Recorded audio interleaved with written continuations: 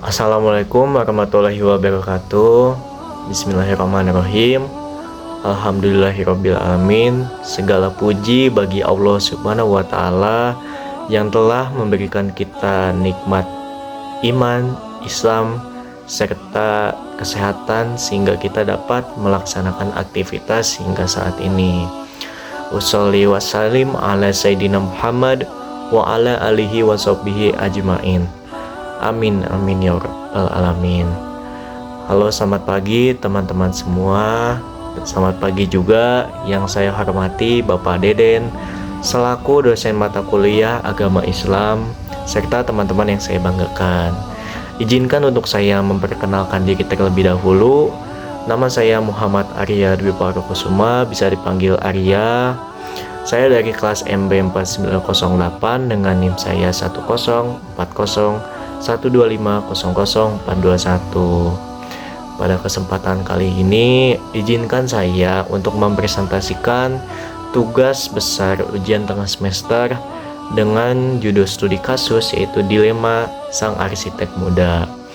Nah, dalam presentasi ini saya akan membahas bagaimana permasalahan yang dialami oleh tokoh yang bernama Farhan serta menganalisisnya berdasarkan perspektif ajaran Islam yang meliputi dari aspek akidah, etika dalam pekerjaan, serta toleransi antar umat beragama.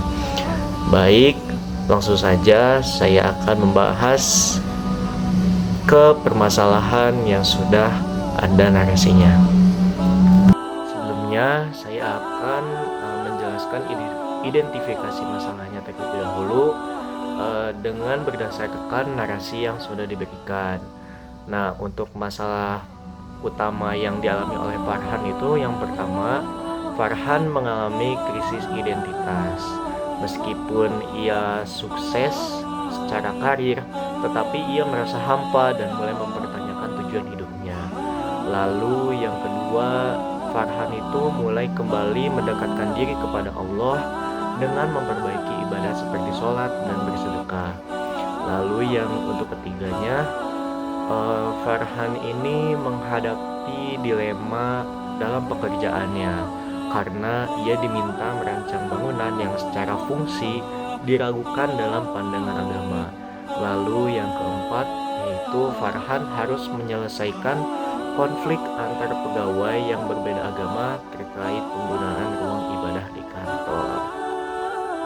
Nah, setelah saya identifikasi masalah, saya akan memberikan argumentasi versi saya sendiri dan melakukan pembahasan yang sudah saya sebutkan permasalahan Farhan yang Farhan alami.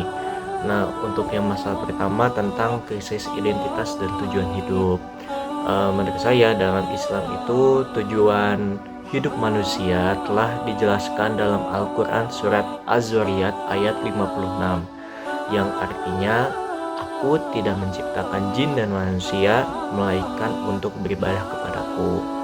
Nah, hal ini juga menunjukkan bahwa tujuan utama manusia itu bukan hanya mengejar kesuksesan duniawi, tetapi juga untuk beribadah dan mendekatkan diri kepada Allah.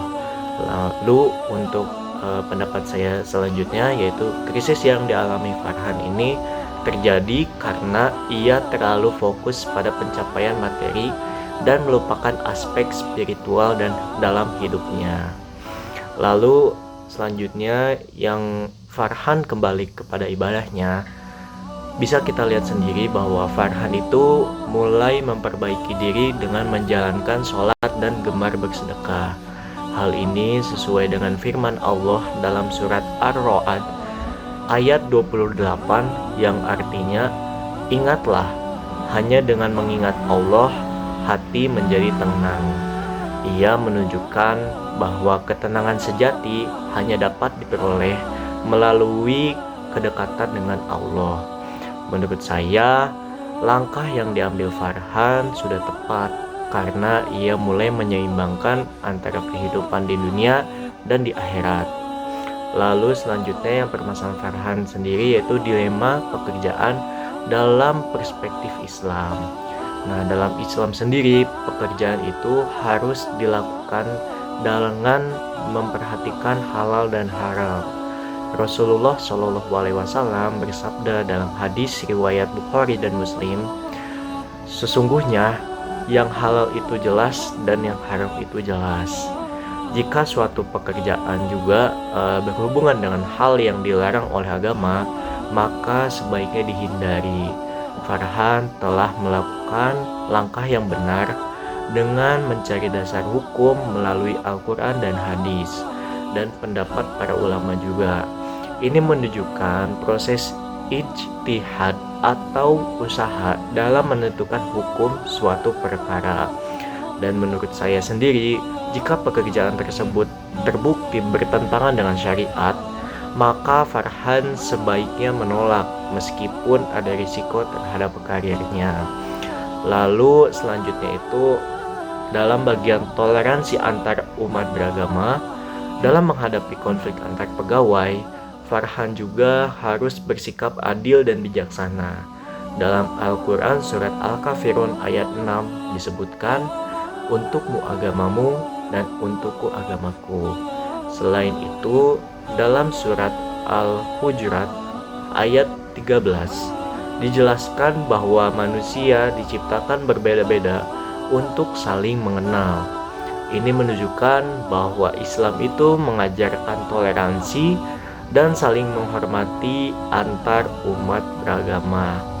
Dan menurut saya Farhan ini harus memberikan solusi yang adil seperti pengaturan jadwal penggunaan ruang ibadah sehingga semua pihak itu dapat menjalankan ibadahnya dengan nyaman tanpa konflik antar umat beragama.